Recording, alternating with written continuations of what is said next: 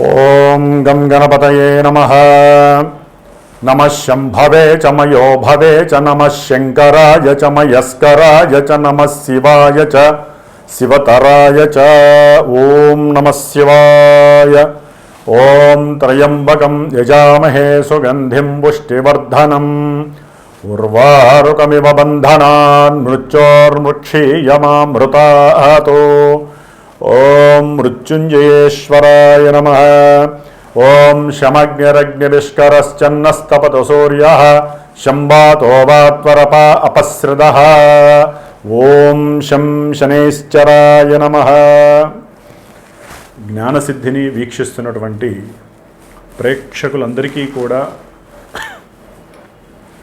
శని భగవంతుడి యొక్క అనుగ్రహముతో ఈ 135 రోజులు అనగా జూలై 27వ తేదీ నుండి డిసెంబర్ 11వ తేదీ వరకు కూడా ఈ 135 రోజులు మన యొక్క భూమి మీద శనైశ్చరుని యొక్క వక్రగతి సందర్భముగా ఆయన యొక్క పాపపు కిరణాలు అత్యంత వేగవంతంగా చాలా ప్రతికూలమైనటువంటి పరిస్థితుల్ని కలుగజేసేటటువంటి స్థితిగతుల్లో మనందరము కూడా కర్మలని అనుభవించడానికి సిద్ధంగా ఉండాలి. కాబట్టి ఆ ఈశ్వరుడు హనుమంతుల వారు శనైశ్చరుని యొక్క అనుగ్రహము పరిపూర్ణంగా కలగాలని ఆశిస్తూ ఆశీర్వదిస్తూ మరి మనకి మేషరాశి నుంచి ద్వాదశ రాశులైనటువంటి మీనరాశి వరకు కూడా ఏ ఏ రాశుల వారికి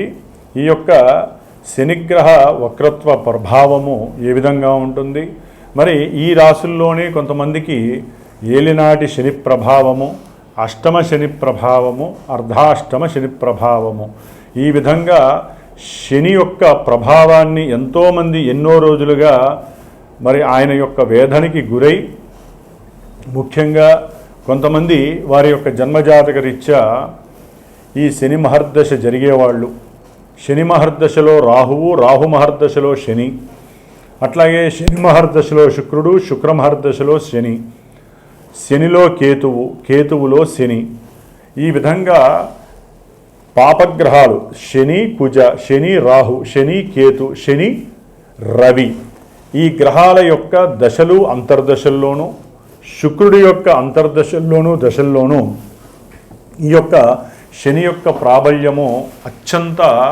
మరి ఘోరాతి ఘోరమైనటువంటి ఎన్నో భావాలని ఆయన యొక్క కండిషన్లోకి తీసుకొని నానా రకాలైనటువంటి ఆటంకాలు, ఇబ్బందులు, ప్రతిబంధకాలు, సమస్యలు, తట్టుకోలేనటువంటి మానసికమైనటువంటి విచార దోషాలను కలుగజేసేటటువంటి శని భగవానుడు మరి పాపగ్రహమై, ఒక గ్రహము ఎప్పుడైతే పాపగ్రహమై వక్రిస్తుందో అది ఇంకా పాపత్వాన్ని ఇస్తుందని మన యొక్క శాస్త్రము తెలియజేస్తోంది.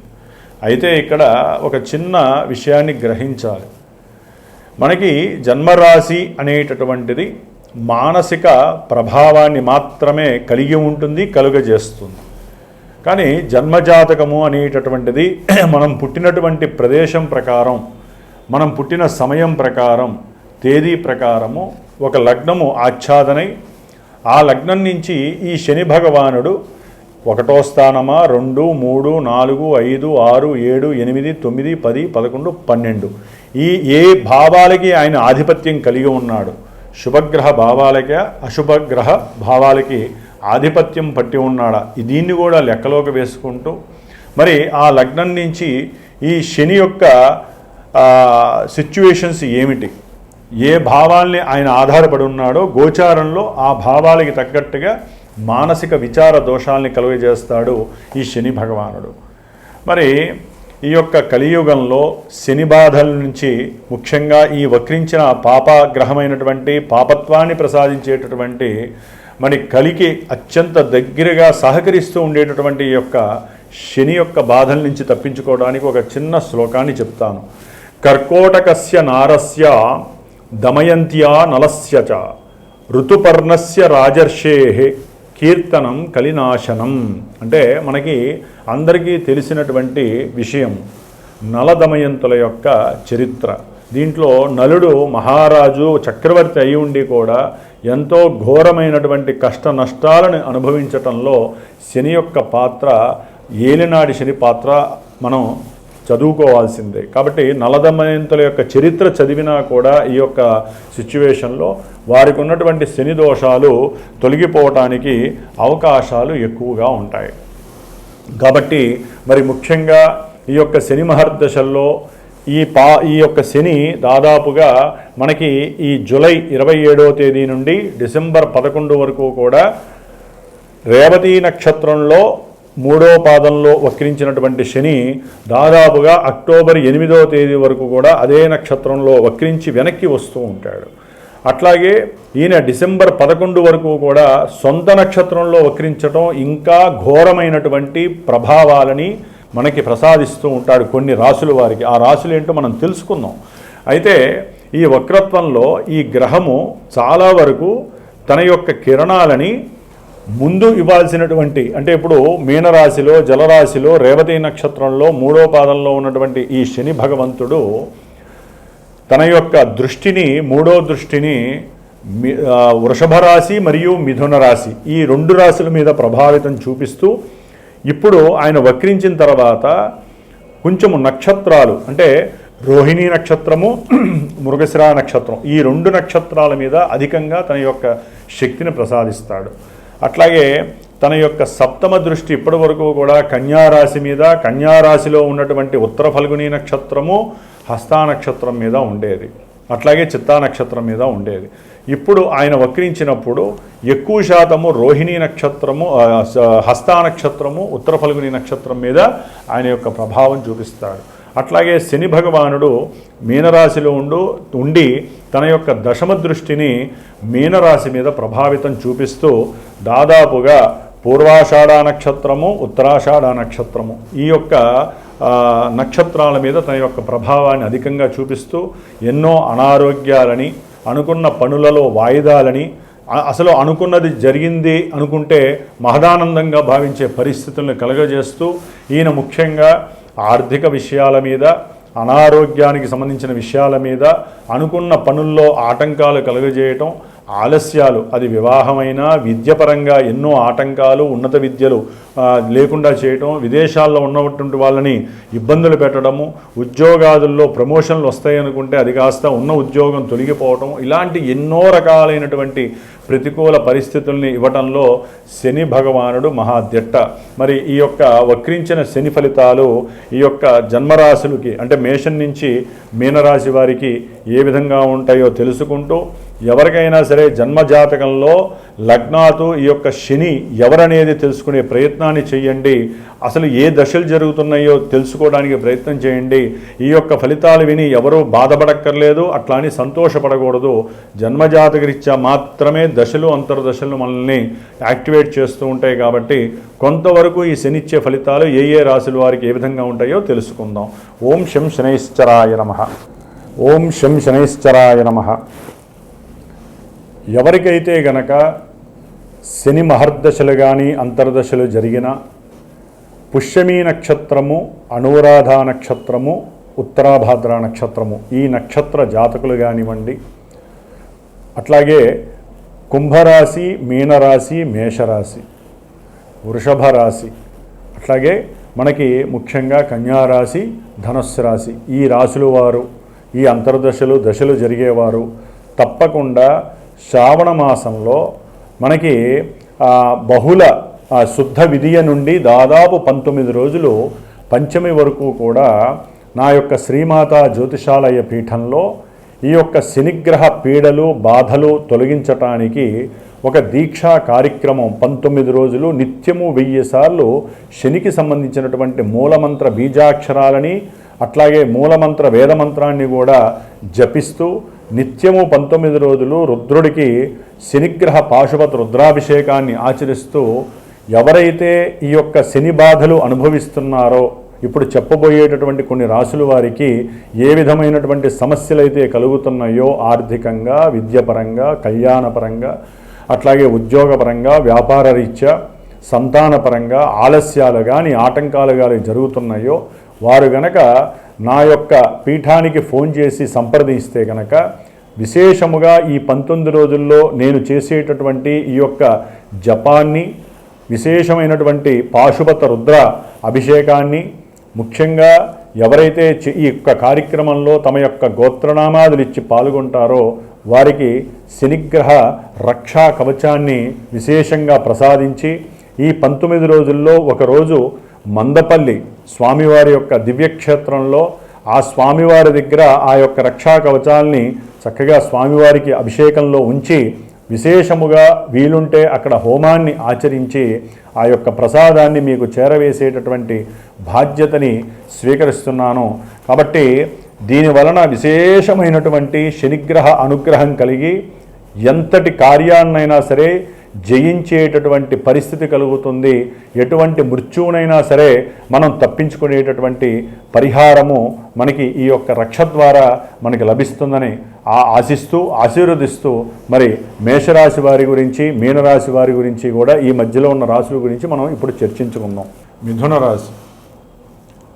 మిథున రాశి వారికి ముఖ్యంగా అందులో ఉన్నటువంటి మృగశిరా నక్షత్రము, ఆరుద్ర నక్షత్రము, పునర్వసు నక్షత్రము, ఈ 3 నక్షత్రాల వారు మిథున రాశి వారు వారి యొక్క జన్మజాతక రీత్యా ఇవే నక్షత్రాలు ఇవే రాశులు అయినట్లయితే చాలా వరకు మానసికంగా వీరికి ఈ వక్రించిన ఈ శనిగ్రహం జూలై 27 నుంచి మరి దాదాపుగా డిసెంబర్ 11 వరకు ఇప్పుడు మనం చర్చించుకునేటటువంటి విషయాల యందు ఎక్కువగా ఆయన ప్రభావితాన్ని చూపిస్తూ ఉంటాడు. ఇక్కడ మానసికంగా మాత్రమే చూపిస్తాడు.